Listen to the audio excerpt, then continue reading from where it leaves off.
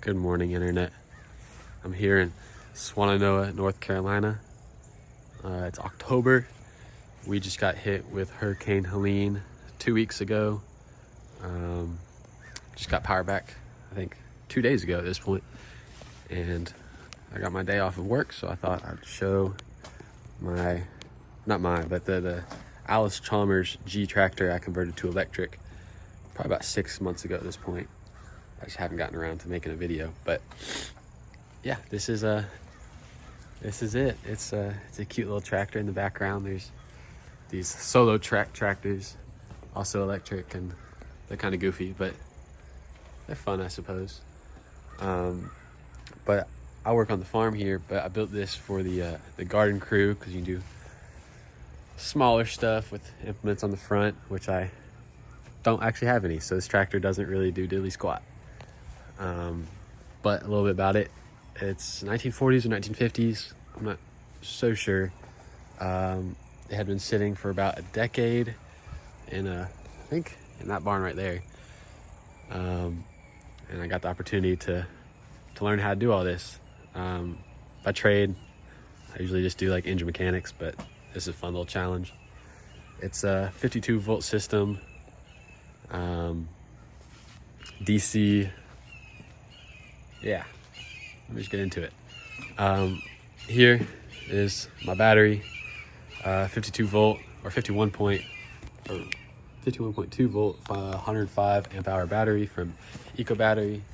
It's insane. I've charged it once, maybe ever, and it holds charge real good. And it has these terminals on the back, has its own button to turn on. So let me go ahead and turn that on. It'll light up green. And it has its positive and its negative terminal coming out. Actually I might need to charge it soon. Yeah, coming out of positive, there's I think that's can't remember if that's a shunt or it might be a shunt, because I think it's feeding this ammeter that does not work. This is the second ammeter I've put on it, and obviously I didn't attach it anyway because it's still broken. I'm not sure really how to do that. I followed all the directions and somehow still not working. Yeah, don't mind the rat's nest of wires. This is an amateur project.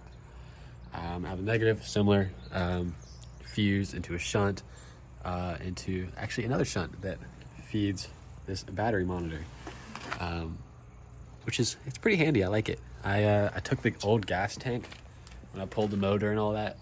Took the old gas tank and thought it'd be aesthetically pleasing to put it back on and hide the wiring and maybe add some stuff to it. The positive lead also goes into this switch. I click it, you'll hear that click, which is the contactor down here. Yeah, I still have alligator clips holding things together. So again, very amateur project. I need to cover all this up because I think it's kind of dangerous, because it's 52 volts at 300 amps at its peak. So touching the wrong things at the wrong time wouldn't be very fun. But coming into this contactor, it also feeds this DC to DC converter. I think it's 48 volts, 12 volts.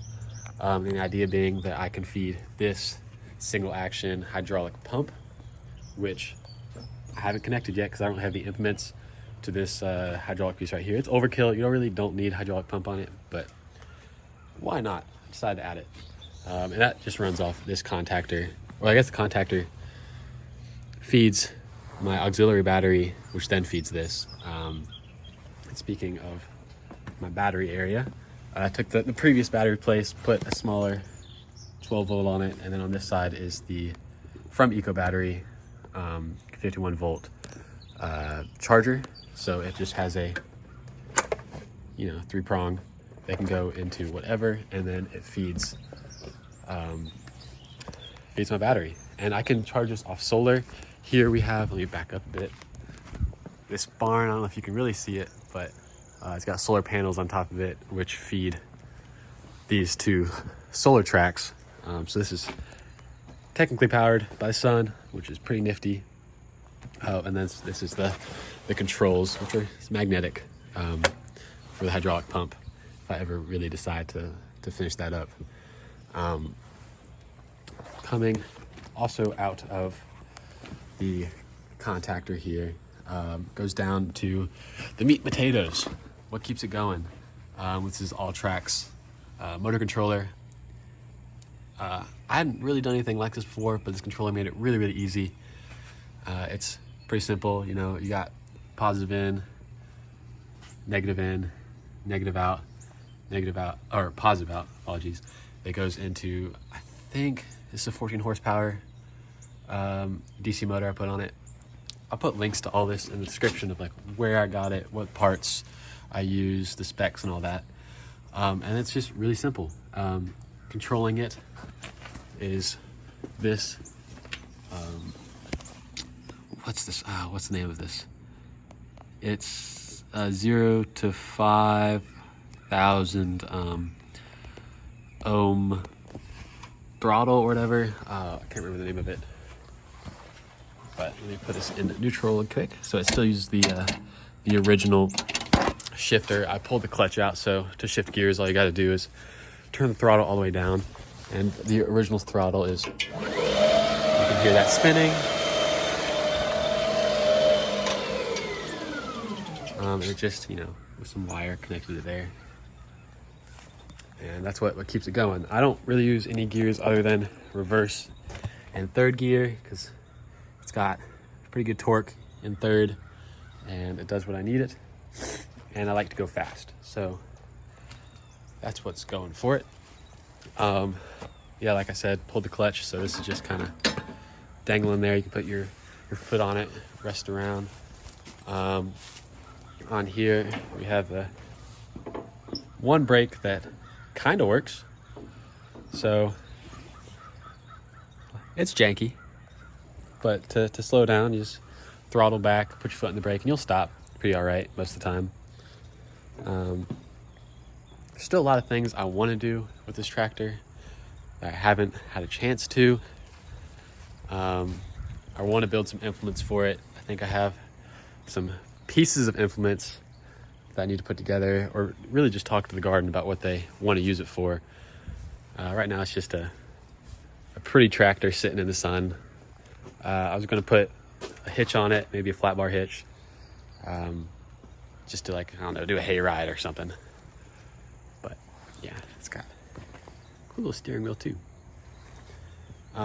This was the first project I've done of this kind. Like I said, I've put together a new project I'm trying to work on that is diesel electric, and it's a full-sized, probably John Deere 6110 or equivalent with front loader. If you aren't familiar with Tesla Motors in Canada, they're doing something similar with 18-wheelers, where they do full electric builds that are just being essentially just charged by, you know, a Cat 9 or some diesel generator running at its peak efficiency, which is pretty nifty. I think agriculture industry as a whole is leaning towards electric, but the biggest problem is you go out for 8 hours, full load, and you're done. That's all you can do before you have to go leave it in charge overnight. But electric as a technology in agriculture is so powerful. You got instantaneous torque. You just have raw power. It also adds weight, which you need on tractors. But the battery life is killer. So adding a DC, or not a DC, a diesel generator, I think it's pretty smart. And I'd like to try something similar to that. And I also include that wiring diagramming with this one as well. I'm not very video inclined, but I see if I can add those on the screen at some point. But yeah, I learned how to do this just through internet forums and Reddit. Yeah, that's Allis Chalmers. You can see back there. That was our lowlands. They were kind of covered in 5 feet of silt right now from the hurricane. So not much farming to be doing. Yeah. If you have questions or interested in the next project I'm working on, let me know. I'll try to include as much information as I can in the description or wherever I post this. I'm not sure.